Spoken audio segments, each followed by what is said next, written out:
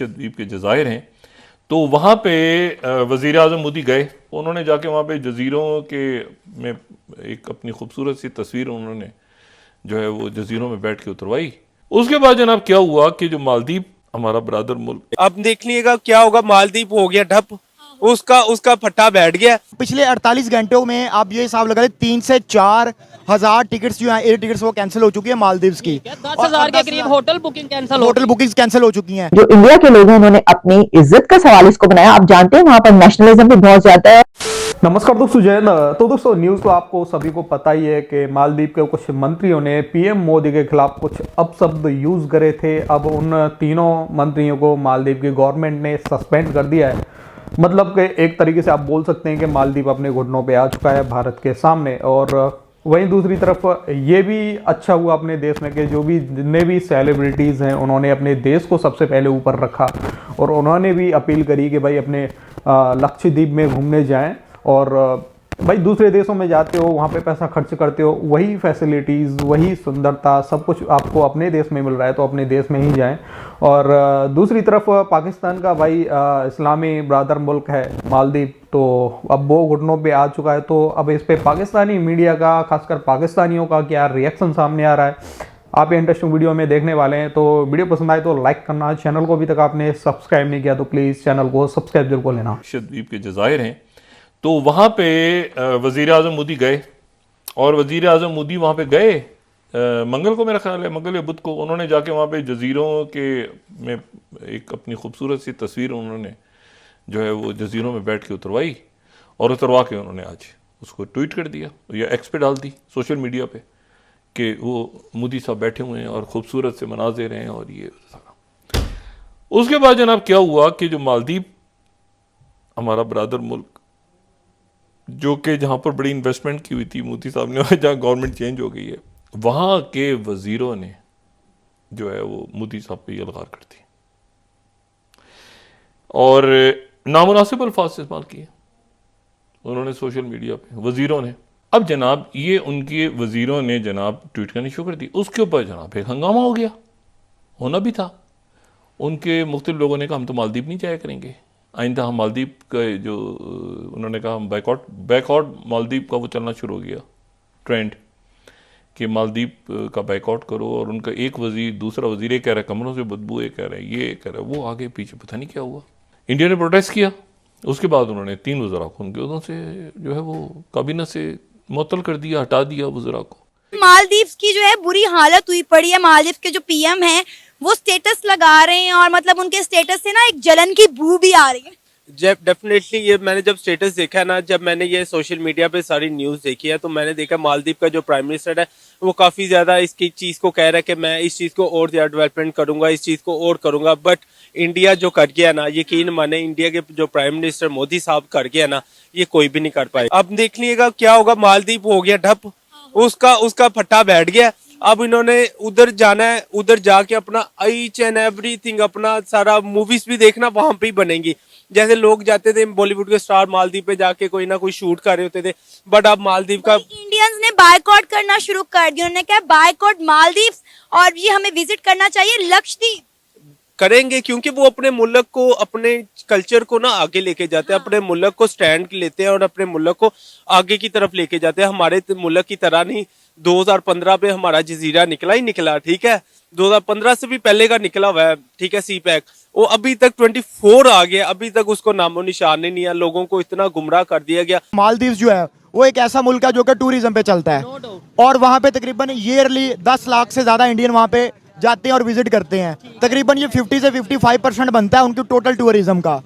तो आप खुद 50% ऑलमोस्ट जो उनका टूरिज्म से रेवेन्यू होता है वो इंडियंस देते हैं। और अभी इन 48 घंटों के अंदर उनके एक जो है ना वो एक रेडिकल किस्म की एक इस्लामिक गवर्नमेंट आई है, जिन्होंने आके जो है ना वो एक स्टेटमेंट दिया उनके एक मिनिस्टर ने कि जो है वो इंडिया जो है वो इसराइल का पपिट है। देखिए ये जो लक्षद्वीप वाला एक मामला हुआ ना, ये आज से तकरीबन 1.5 साल पहले रेडियो पे गालिबन प्राइम मिनिस्टर मोदी जो है एक प्रोग्राम करते हैं मन की बात, उनमें उन्होंने जिक्र किया था आज से 1.5 साल पहले।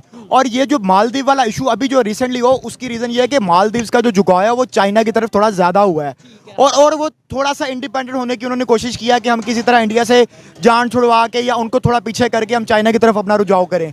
तो उस वजह से अब पिछले 48 घंटों में आप ये हिसाब लगा लें 3 से 4 हज़ार टिकट्स जो हैं, एयर टिकट्स, वो कैंसिल हो चुकी है मालदीव्स की। 10,000 के करीब hotel booking cancel hotel bookings cancel हो चुकी हैं। हमारी जितनी सेलिब्रिटीज हैं, जब न्यू ईयर आती है तो वो कहाँ पे मनाने जाते हैं? यूएसए के अंदर, दुबई के अंदर, यूके के अंदर मनाने जाते हैं। और उनकी जो सेलिब्रिटीज हैं, अब रिसेंटली मैं उनका बयान सुन रहा था, अक्षय कुमार का और सचिन तेंदुलकर का, आपने भी सुना होगा कि वो कह रहे थे कि आप जो लोकल टूरिज्म है उसको प्रमोट करें। और जब आप लोकल टूरिज्म प्रमोट करेंगे, आप यहाँ पे ऐसे स्पॉट बना देंगे कि तो लोगों को क्या जरूरत है कि वो इतने ज्यादा पैसे खर्च करके बाहर जाएंगे या दुबई जाएंगे। क्या ये इंडिया की डिप्लोमेटिक विन नहीं है? इंडिया की बहुत बड़ी डिप्लोमेटिक विन है। इंडिया ने, आप देख लें कि रशिया और यूक्रेन वाला मामला हो, उसमें उतनी कितनी अच्छी डिप्लोमेसी की।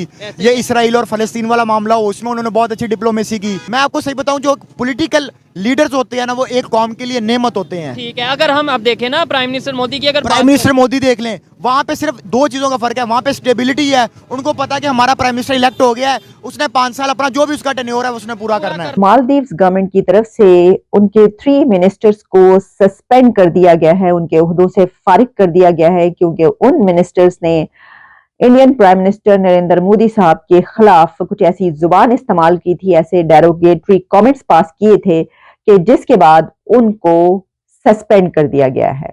ये खबर इंटरनेशनल मीडिया, फ्रांस 24 और अल जजीरा, गार्डियन, हर जगह पर, रॉयटर्स से लेकर और फिर इंडियन नेशनल मीडिया पर ये खबर इस वक्त वायरल हो चुकी है।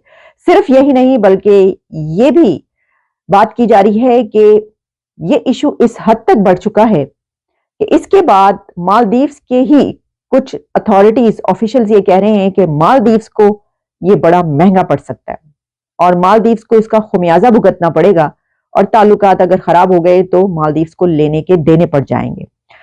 ऐसा क्यों है, और क्या मालदीव्स की कुछ वेबसाइट्स जो कि अचानक से बंद हो गई, तो उसके पीछे क्या है, आपको बताते हैं इसकी सारी हिस्ट्री।